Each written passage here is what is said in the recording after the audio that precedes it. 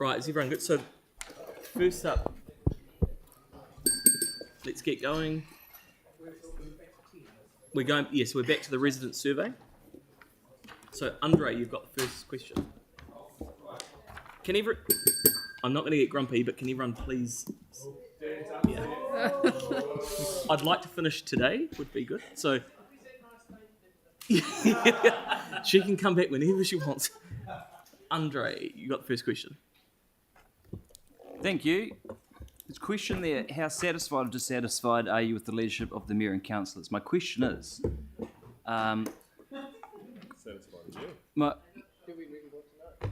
My question is, if you'd consider in future, first off, separating the two, the Mayor and Councillors, but also breaking down these responses ward by ward.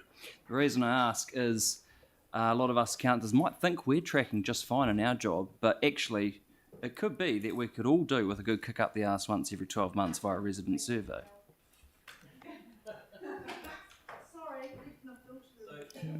So, and I'll particularly be curious to see the satisfaction survey. We're actually in a public meeting that people across Christchurch are paying for. Andre's asked a question, so we'll get the staff to answer it. Thank you. It potentially could be broken down.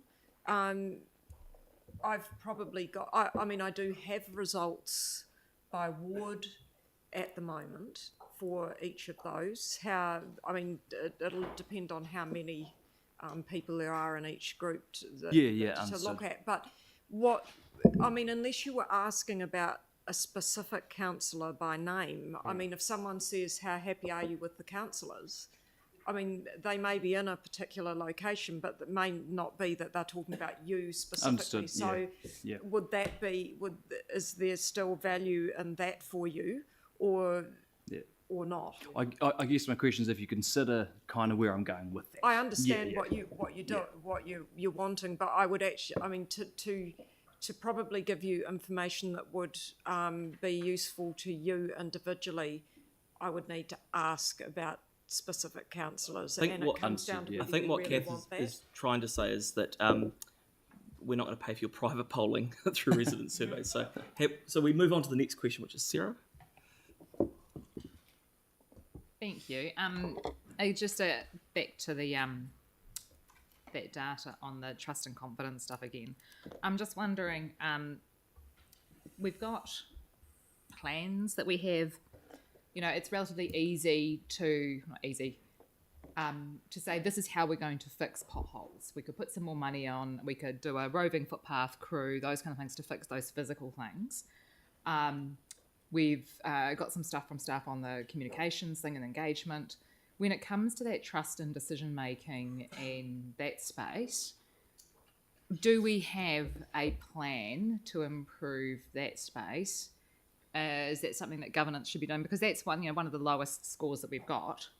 And is there a plan to help us lift that? So I think what we have previously agreed with you on is that this is actually quite a challenging area to understand what the drivers are. And so the team is considering at the moment whether in fact we should be considering some kind of focus group or other qualitative mechanism to tease out what might be those drivers and therefore to gain more insight as to therefore what should we do. So rather than leap to action based on an overview, we are actively considering how might we gain better understanding of what specifically could be done to address some of these more intangible elements of the survey. Yeah, and that would have to include work with governance, right? Because it's that decision making as opposed to the advice that councillors are getting that people are, I'm not. Well, I for defer to the Kathy, fix after the potential. So, for focus example, group. if you take the council makes wise spending decisions, so that would encompass your deliberations and your decisions relating to major resource allocations, such as the annual plan and such as the long-term plan. Yeah.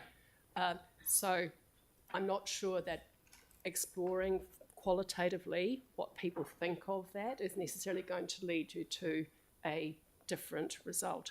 But looking at trust transparency and confidence, that's stuff. the area Yeah, where that's it. qualitative exploration could be helpful. And looking at what people's expectations are of that space and being able to quantify that for us would be really useful. So a further just brief commentary is in terms of the attribute of wise spending decisions, I think one of the things that we all need to do, both councillors and staff, is to be able to articulate much more clearly why certain decisions have been made and the background behind them, because that is, I think, a gap in understanding with our communities at the moment.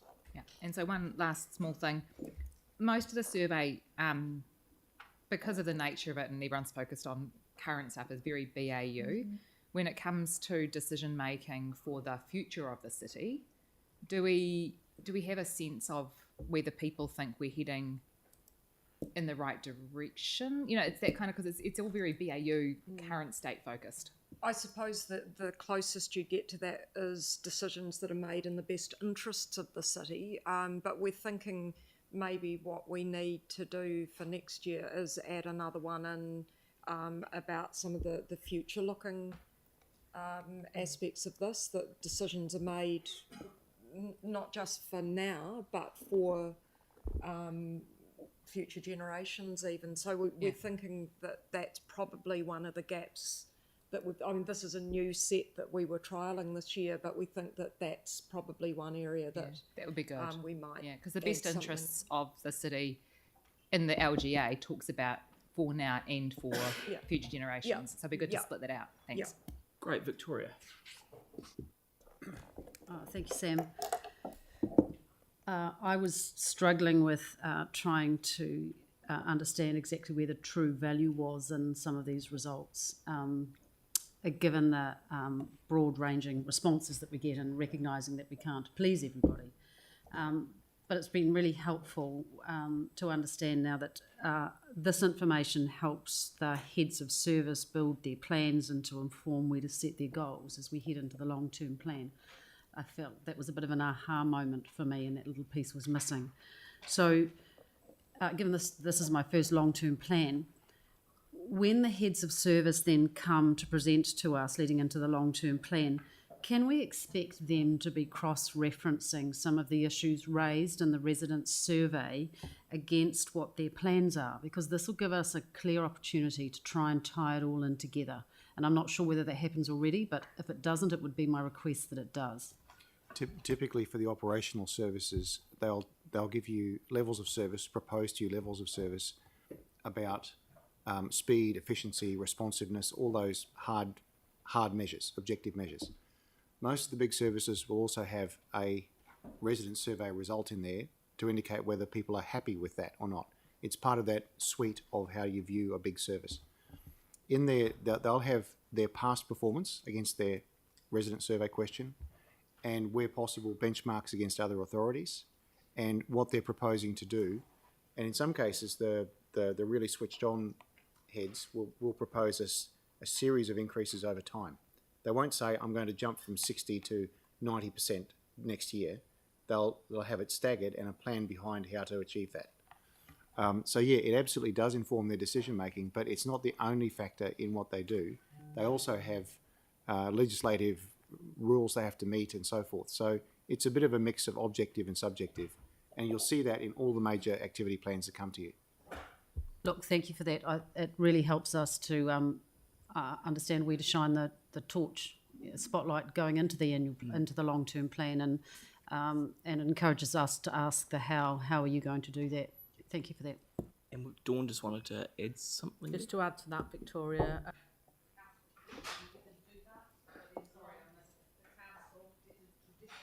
Do that. It didn't relate its resident survey data fully to its activity.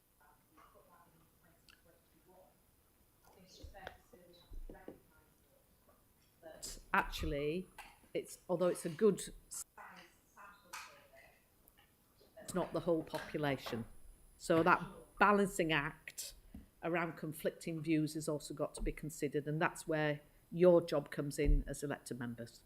That's all right. Mel. With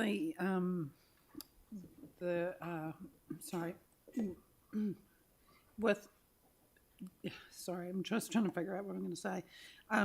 Council decision making. Have we looked into, or have we asked for further information with council decision making about specific things that they're unhappy with? Like, is there a follow-on? Like, can you give us an example of a particular? It is actually broken down into a number of components, and they're asked what they see as the best aspects and the improvement aspects. And so we've got open-ended text around why people answered the way they did. So that information does go to business units. So is it around they don't like a particular outcome, or is it more to do with the fact that they don't agree with the process? We ask them to put aside the outcome of the decision and to focus on the processes that were used. I mean, and look, you still find that people do talk at times about outcomes, but they are asked to focus more on the processes. And for the most part, people do, and it's around things like not feeling listened to, feeling that there's an agenda that councillors and or staff come in with before decisions are made, that sort of thing. Which essentially means they're not happy with the outcome, really, doesn't it? Yeah, probably, yes, to a degree, but I think there is that feeling that the decision has already been made and that we're not listening to what the resident voices actually are, which probably reflects that third lowest one up there around being able to communicate clearly how their views have informed council decisions. I'd just like to make a connection here with a conversation we had as part of the induction process, which is about how you potentially can signal predetermination. So to the extent that there's very clear communication about potential views or predetermination as we're going through a consultation process, members of the public, residents, will make the assumption that it's all been decided in advance. So that's why keeping the open mind, listening to evidence, listening to feedback is all part of the decision-making process. And the more we can do that cleanly, the better we are informing our residents about the way in which we make decisions. But we have discussed before about particular examples where the community is asked to give their feedback about something, but the parameters of the changes that can be made have not really been clearly explained to people, so that their expectations of what potentially could happen are way off what we could afford or anything like that. So I think it's about communication during that process, isn't it? I couldn't agree more.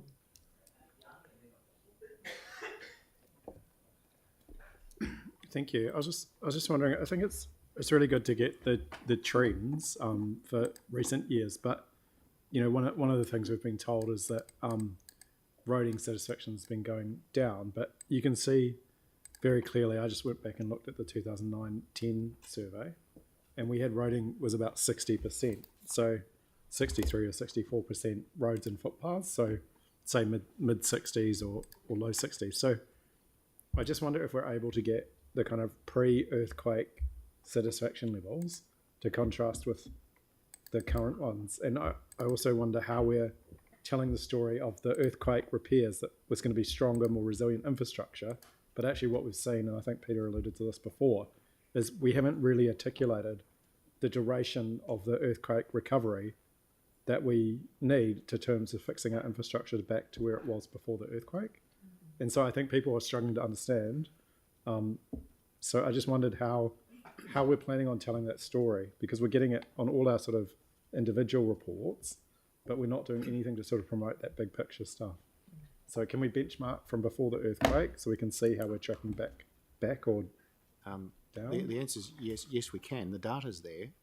Quite a few of the heads of have a view that pre-earthquake data queers the pitch a bit in terms of understanding what's going on, because the results for some things were so much higher pre-earthquake. But the data is there. I just want to stress one thing, though, that the work Kath does is about supplying the intelligence, not the solutions across all our services, which really rests with the heads of. in their activity planning. So I'm not resiling from the question. I'm just saying I don't know if Kath can answer at a technical level how we'll do some of these things. So, but at a high level, I guess what I'm really interested is how do we address that roading one, which has been probably had the most common top feedback year after year after year. The resident survey has come through LTPs and annual plans repeatedly, and yet we still don't really seem to be making a dent in it. And you know, we're sort of, yeah. I'm just curious, like, you know, is there stuff that you can think of that we could do? Reprioritisation, for example, of existing spending, do more road renewals, for example. So I think there has been. So, for example, my understanding is in the last LTP, we doubled the amount of money allocated to roading for the current 10 years. In the annual plan for 23-24, we're moving from approximately 100 million to 140 million in transport. So there is no doubt that additional spend is going on budget to address a wide range of transport, not just fixing roads, but a wide range of transport needs. The issue is we need to deliver on that and ensure that it's put into place before people recognise it. So to the extent that we can accelerate and move forward with those projects, you would expect there would be some level of lift and satisfaction as we start to deliver on that increased level of spend. And did you get a sense of the dissatisfaction with the central city? It's come through in some of our annual plans or LTPs around people concerned at the huge amount of focus on the central city versus the suburbs not getting their fair share. Did that sort of come through? Necessarily, but I mean, there still is a degree of east-west divide in terms of perception of money and resourcing being put in. One thing that I would say in terms of the roading this year is that the potholes are back as a big issue. They sort of dropped off the radar a little bit last year, but they're back with a vengeance in terms of people's perception of them being an issue again this year. So I guess I completely agree with where Yanni's coming from in terms of the transport stuff. So I guess the question would be, and I completely get what you're saying, Peter, in terms of it's, you know, you're providing the information to us to, and it's heads of service that act on it. What would be the way forward, appreciating we've got the LTP, you know, striking 1st of July, what will be 30th of June 24. Yeah. What's the way forward for the next 12 months where we can get some easy wins on lifting that satisfaction in transport? And you may not have the answers now. I guess what I'm asking for is what's the mechanism to get something fed back to us to make some interim changes, which is what you're saying, Yanni, isn't it? So. Yeah, because I mean, currently we're deferring road renewals, like Condo Ave is a classic example.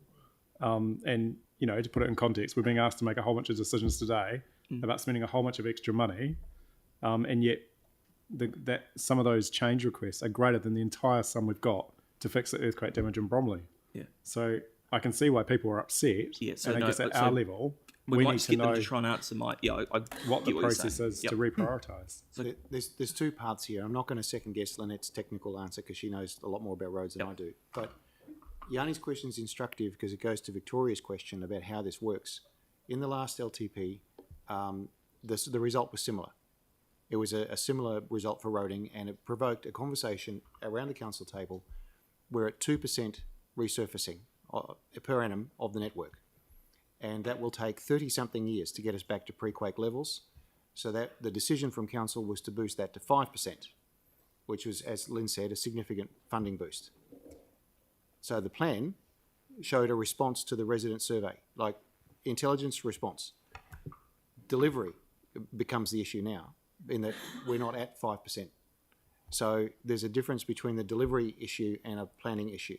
The planning worked as it was meant to do. The council responded to the community's message. The delivery is where we're not there. On that, because I think it's a really fair point, is I guess the question that I have, seeing what we've done, is we've got road resurfacing or reactive renewals that are making the road in a worse condition. What we really needed, I guess I'm just trying to understand, are we doing the wrong thing? Like, should we be doing actually road capital renewals or formal renewals rather than just the resurfacing? Is there anything that's coming through? So that really is a question for Lynette. Yeah. Where I'm trying to get, because I think Yanni and I are on the same page with it. What I'm trying to get to is what is the mechanism we can use for the next 12 months while we wait to strike the LTP to get some easy wins to help improve that satisfaction. Okay, well, the budget there for increased roading resurfacing is still there. So it really becomes a discussion between Lynette and council about execution. It's not a planning issue because the money's sitting there. Yeah. So hang on. So it might be a question for Dawn as the chief exec. What's something we can do in terms of that So I think you've captured what we're saying, which is, it's obviously an area where we can get some runs on the board to help lift that satisfaction. What's the interim solution we can have, acknowledging we've made a lot of progress anyway, but what can we do for the next 12 months, and how can that be fed back to council so it's something tangible? Yeah, I'm not going to answer on the spot, Sam, because I think we need to go, in light of what we put in the LTP, where is that performance in relation to what we were expecting? And if it's not sat at the 5% level, wherever it might be, how do we get it up to that level? And how do we make sure we can deliver the programme as expected? And then importantly, describe what that future programme in year actually is, so people know what's coming when. Would be part of the big issue, I think, as well. Probably one thing though, I agree, but what would be really nice to feed into maybe our final annual plan consideration is just if we can get a steer from transport on where the pressure points are, so that we can kind of make the areas that are going to lift that improvement deliverable for the next 12 months. Yeah, we'll have So a look at that. can you take that away? And Sure. Yeah, great, perfect. Thank you for that. Okay, so Pauline, are you happy to move it? Yeah, Aaron's going to start the debate. I'm happy to move it. Pauline, you happy to second it? Happy to second it. So we'll kick off with Aaron, and then we'll go around depending on. Okay, so I'm not surprised by the survey results. Certainly the feedback I get when I'm out and about in multiple communities is pretty much exactly what you're seeing here. So I have no problems with this at all. In fact, I quite welcome it. And I have my iPad open on the page that's up there. Lowest scoring, council makes wise spending decisions, value for ratepayers' money, council communicates clearly how views have informed decisions, not dissimilar to other big councils. Didn't mean to read the last line. My point is, the people aren't happy with the decisions we're making, but we keep making those decisions. And we've moved our our transport spend from 100 million to 140 for multiple transport projects. The feedback you will get, if your ears are open, is just fix the bloody roads. I didn't mean to use that word, but that's the words that the public of this city use. They look you in the eye, they point at you with a finger, and they tell you to deliver that. That is our lowest score, is roading, and then our decision making around that. If we fix that, the rest will follow. It will all fall into place if we just get that right, because people use the roads every single day. So if this is a council that's going to spend public's money wisely, in the coming weeks, we will go into this annual plan, we will listen to the population, or we won't. We'll just carry on our merry way, and we'll have the same results next year, or we'll listen, and we won't have the same results. This will track north, and it will track north quickly if we fix the roads, listen to the public. End of debate. Thank you. Hey, look, this is really helpful. I personally think that communication is a huge part of this resident survey response. I think council needs to be and concentrate on being far more proactive. We need to inform people and we need to reach people. We need to create easy paths for them to follow if they have a query of any sort. And a lot of people out there are sort of lost of where to go to get an answer. So we could do that perhaps through the website. I don't know, to make it a really easy one click. Do you have a question? And these are options, drop down options of where you can go. And I know we have Snapsend Solve and all that, but to have that really emphasised in various places is really important. So communication is a big one to work on, and we know that.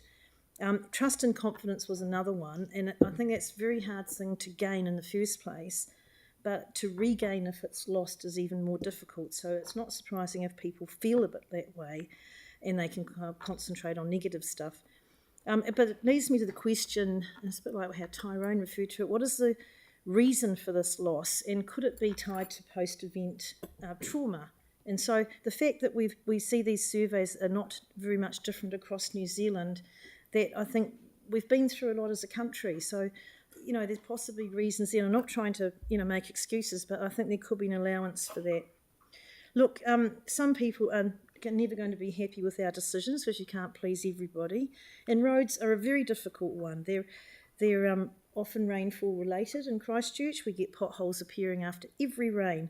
As we know, we do have money in the annual plan now to do this, Phil's idea here. Let's give that a chance to get implemented before we jump up and down. So this council has a focus on continual improvement, and this survey is an excellent tool to help us get there. So it's a tool. There's a big piece of work in this, and it provides helpful guidelines for our direction as governors. So I'm really happy to receive this without being critical, but with looking for the improvements and the actions from it. Thank you. Oh, it's on my screen, not yours. You're fine. You had another 4 minutes. No. Yanni, and then Mark. Yep. And then Phil. Yep. Thank you. I appreciate getting this information, and it's like, in my view, as Councillor Kewen said, this isn't surprising. This is what people have been telling us time and time again, and we haven't really made the significant prioritisation to deal with the earthquake damage that exists in our city. Unfortunately for council, we assumed that government would not have a cap on the infrastructure repairs. That's why we signed the cost share. But there was wording put in that none of us were aware of, apart from those who signed it, that limited government's responsibility around fixing our infrastructure back to an overall network usage, rather than actually getting the new resilient infrastructure, that stronger infrastructure that we thought we were going to get. This council made a decision to stop road renewals on the basis that as the earthquake repairs were done, we would renew our roads, and therefore we would put the money that we had on budget for renewals into the earthquake repairs. Tragically, what's happened is that the design standards were changed, the scopes were changed, and we got a whole bunch of patch repairs to our roading network, which are probably now failing if they haven't failed already, and are leading to greater costs for us in terms of asset management, greater levels of dissatisfaction, and we still haven't put the budget that we need for road renewal back on in place of the one that we substituted.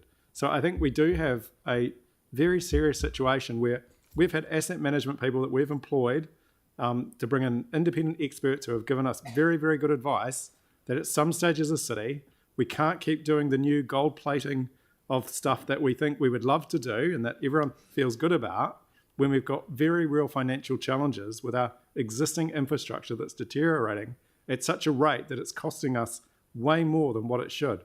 And so, we've had people at the end of this table giving us that advice. We've had significant amounts of work done around asset management, and yet we still seem to be having this problem where we're not getting the resources and the prioritisation of the basic roading infrastructure in the city. Now, I appreciate that that is also compounded by the fact that we've got a whole bunch of water services, again, which the Crown did not fund getting repaired after the earthquake, that we're now busily funding. And of course, the dilemma is you can't really fix the road, renew the road, until you do the water services that are underneath. So I appreciate that that's taking time, and I appreciate that we've got a lot of work going on in terms of that wastewater network and water supply network that's being done. But I do think this falls back on us as a council around where our priorities are. We need to listen to what people are telling us, and we need to make significant changes to our roading budgets to start renewing the roads that are in really poor shape and the footpaths that are in really bad shape around our city. I think it comes back to us. Thank you. I wholeheartedly agree with Councillor Keown and Johansson there. Roading being one of the highlights, or lowlights, shall we say, of this residents' survey, kind of gives us a pretty clear steer as to where we need to start putting our focus. And with that, I think the focus needs to be on the basics. Yeah, let's get these roads back up to a reasonable standard. The resident dissatisfaction with our prioritisation is kind of standing out quite clearly in this survey as well. So I think as a council, we need to take a very close, hard look at what we're prioritising and make sure we are doing the basics well. and getting what the people want and need before we go for the gold plating options or options that only a few of the residents are going to be making use of rather than the minority. There's also, of course, the idea of the water supply. I hear Councillor Johansson there saying that the government got off too early and we've got too much leaking infrastructure. There's also potential problems with the fact that we're now going to be forced to chlorinate our water in its entirety. One of the things I've picked up recently was that by putting chlorine into our network, it can actually cause damage to the network as well, which causes more leaks. So we're compounding the problem. So we're on a bit of a hiding to nothing on that one. But I think as a council, we really do need to look at ourselves, look at the priorities that we're putting past this table and make sure we're getting it right for the people so that we can get the people's trust back into what we're doing and realise that we are spending their money wisely, because it's not our money, it's theirs. And we need to do what the city needs to get back on its feet and to earn the reputation and trust back into this council and use this as a steer going forward. I'm really pleased to hear that the heads of service pick up this survey and prioritise on it. I really, put our faith in their hands in this, and hopefully we can have a good steer coming into the long-term plan so that we can stop the insanity of keeping on doing what we're doing, thinking we can get a different result, because that's just crazy. Thank you. I'd like to take a slightly different tack and thank staff for the amazing amount of data we've got here, and for those staff within the organisation who work every day to try and do what they can to improve our city. We see time and time again that the results that we get for people who have interactions with our staff are fantastic. People ring the call centre, they interact with our park rangers, they go to our libraries, and they love that stuff. I think that as an elected council, we need to be super clear when we communicate with our communities that we hold the ultimate responsibility as elected members for the direction of this council and for the budgeting choices and roading maintenance and all of that kind of stuff. This is not the council organisation's fault for this stuff. This is decisions that successive councils have made over time to prioritise one thing or another. Often that priority, especially post-quake when everyone was really struggling, so you can understand why, often that decision was between roading maintenance and rates rises. And what I hear out in the community is that people, and what we see in the submissions for the annual plan, is that people don't mind their rates going up a bit as long as they can see what it's used for. What people really hate is their rates going up and the road's still not being fixed. And so what we need to do is we need to put rates up enough that we can meet people's expectations. And I think that if we're able to do that, then I think people will be much happier. The reality is we've artificially kept them in a place where we're not able to do what the community expects of us. And that comes to our water as well. We've had discussions over the last couple of councils where people haven't wanted to put on the money that was required because they had a figure in their head that they didn't want to go past. It's a really tough conversation to have with our communities. Wellington is having it now. They're admitting that years of underinvestment in their infrastructure has meant that they have a larger rise now if they want to actually get up to where they need to be. We had terrible earthquakes, and Yanni's right on that. And I think that people forget that it takes a really, really long time to get our infrastructure back up to where it should be. People's expectations of how quickly that would happen and who would pay were out of whack with reality. So thanks again to staff. Amazing job in so many areas. Cool. Victoria. Thank you, Sam. I too would like to say a big thank you to the staff who've worked incredibly hard, and they do every day to really make a difference. And a particular shout out to my own staff at the Papanui and Redwood Libraries. I'm there every week and I get to see firsthand the amazing mahi that the staff do dealing with the public day in and day out. And thank you also, Peter, and your team who have spent some time with me one-on-one so I can actually understand this a little bit more. I'm very appreciative of that. Like some of the other councillors, I'm also not surprised by the results, particularly the lowest scoring items, with not spending wisely being a recurring theme. Let's not underestimate the effect that the central government policy and funding has on our organisation and the disruption that it caused to us all over the park and the knock-on effects with our budgets, our delivery and our prioritisation. I don't really know what the answer is to alleviating that impact, but I think we really need to be cognisant of that. Effective communication is the key to our success, is a big part of our success. And I'm really looking forward to hearing from Katie and her team as to what we've got coming up and the changes and the things that we're going to do going forward. I quite liked Mark's words about stopping the insanity. Yet we've got an opportunity with our long-term process coming up, and I want to remind my colleagues to make sure that we keep these results front and centre of our decision-making. When we're looking at how we're going to be spending, we need to keep that front of mind, making wise spending decisions, giving our ratepayers value for money, clearly communicating with our residents what we're doing and why we're doing it.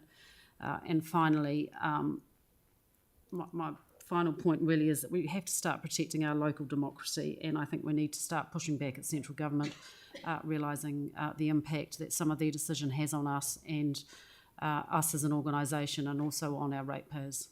Thank you. Yeah, thanks, Sam. This is actually a very good survey. Once again, it shows us our worst performers.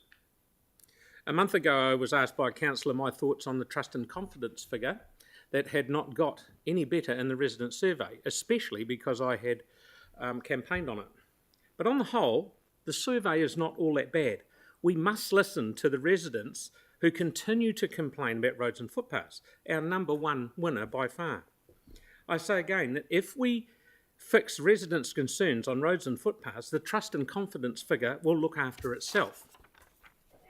Just throwing money at resurfacing roads with chip is not necessary. The answer is we need to do the important things that are causing our residents concern. This report shows where we have work to do, so I will be supporting this. Thank you. Good, everyone. I'll make it short and sweet. The only thing I wanted to really address is around the definition of gold plating things, when they are all extremely subjective.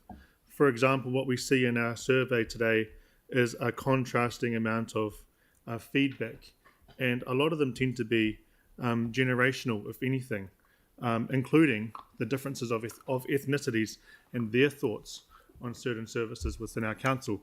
So when we think about something like gold plating, I'll talk about cycleways. They are an essential part of infrastructure for a high school student, particularly in Christ College, who have talked about that quite a lot.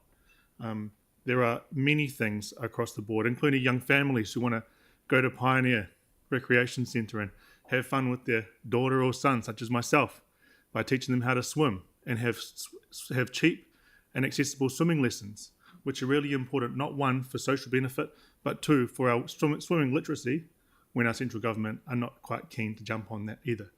So just remember that whenever we're talking about gold plating things, somebody's going to take away from something else. And I'm not against gold plating our road works. I'm not against gold plating our community services. I'm not against gold plating our water works, our three waters, because all of them are really beneficial to a really well operating society, including our community. There are also the ones that we don't quite consider all the time, and that is those future rate players that are going to be telling our council in a few years, for example, if they're year 13, in about 5 years' time, they might be telling us that they don't trust us. It's going to be really simple in the fact that we want to try and build the trust from that younger generation to show that actually we care about everybody here and we're willing to invest in infrastructure and roading, including making sure that others who are not able to vote yet are well looked after too. Kia ora. Kia ora. I'll be pretty quick.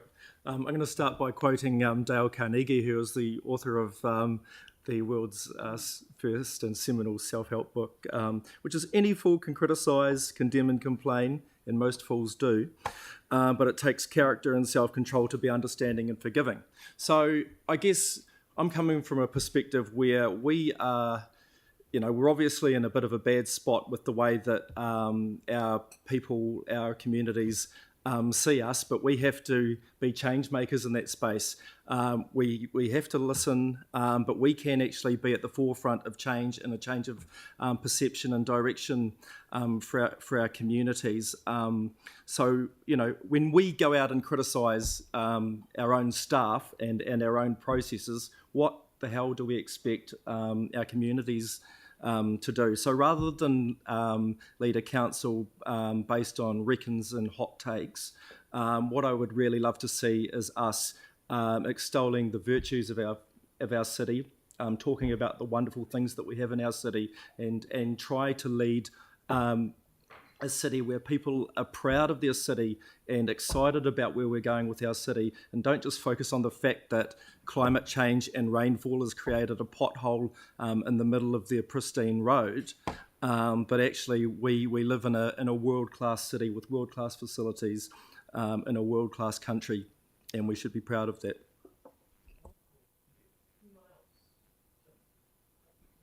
You can't please all the people all the time, and that's just a fact. And we've got a lot of things happening to us as a community and as a country and as society.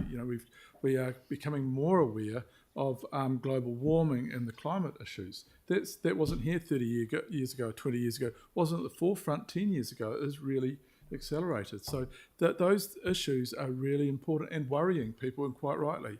We've been forced the intensification, which argue one way or the other, but as you go into your communities, half of them, you could say, are right into it, other half aren't. The being dictated with regards to not requiring off-street parking. Everyone, look, these things have been forced on us by Wellington, and people look at the council as being the messenger or being, it's our fault. That's just a fact. We've got to go on and we've got to remember what we've got to do, and that is the best that we can do for our ratepayers.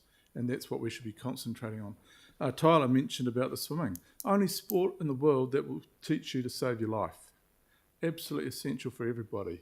Those things are important. Cycleways. The best thing about Park Terrace was it showed that you do not need to build what, and I'm not going to use the G word, but to big infrastructure when those new ones, you look at them and they're not new.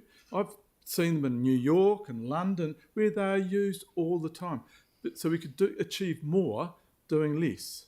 And by less, I mean it's just you don't have to dig up a road. So we can actually achieve a lot more about how we do that. But we've got to concentrate on our bread and butter. And that is, I think, what the message is put forward and being told to us by our communities. We've got fantastic staff at the coalface, whether they're rangers or the call centres or the libraries or cleaning out the gutters just before a rain. If you go out there in some of those storms and seeing the guys working out there, and I use the term unisexual, it's horrid work, but they get out and they do it. Does anyone go? Did any of you stopped and said, "Oh, good on you, thanks a lot"? Very few people do, but they're out there doing it. So I think we've got to concentrate on our bread and butter, because if you look at what's happening in Australia, if you think that our OCR is going to stop where it is, Australia has amazing natural resources, and they are predicting to go down big time. They're expecting their GDP to be at 1.5, which has never been in probably the last 40 years. Major infrastructure companies and building companies are plummeting and going under every week. So and that's a ripple. And with their natural resources keeping their spine together, we don't have that. So I think we talk about we might have to put our rates up or down or whatever. What we've got to do is concentrate on what the core things are that affect our people, and that's what we've got to concentrate on, because we've got some hard times coming. Thank you. Thank you. Yeah, look, roads and footpaths are a good start, but if we look in the survey in the areas that do have pretty good roads, they don't trust council either. So it's going to take a lot more, but that is a good start. It will take a lot more. A big takeaway from me is staff score much higher than us in the survey. They score much higher than us. I see a thumbs up there, Dawn. Rightful brag on that one. Another big takeaway from me here is something we've scored very low on.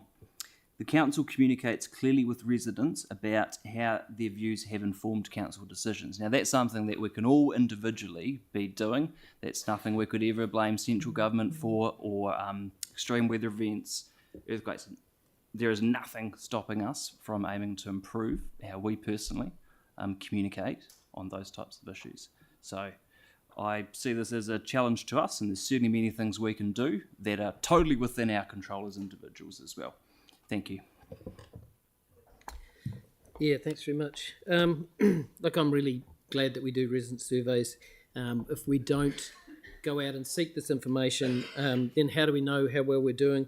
And, you know, we have to be open to learn. We have to be putting this out there all the time. And any information we get back is a success. You know, we learn more from our failures than we ever will from our successes. So we have to put it out there and be constantly reminded of the things that we need to work on, you know, moving forward. You know, I think Christchurch has been through some of the most extraordinary events in, you know, of any city in any part of the world. It really is extraordinary what we've been through. But I think we're in a position to move forward positively. And, you know, look, at the end of the day, we come to work to solve problems. You know, if we weren't here to solve problems, we wouldn't be here. And that's what we're presented with every single day. So we shouldn't feel bad when the residents aren't happy. We should learn from them and try to solve those problems. Thank you.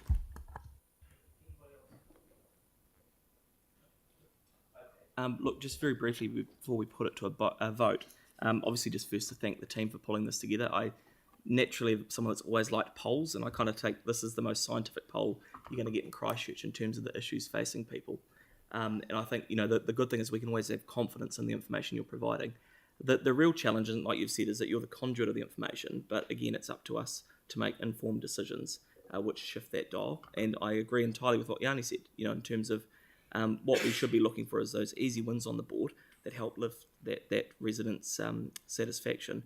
And I, you know, look forward to the Chief Executive providing some advice on that as we look to finalise the annual plan, particularly around transport. Because I think, as you know, Sarah mentioned, there have been decisions made since the earthquake which have changed necessarily some of the priorities.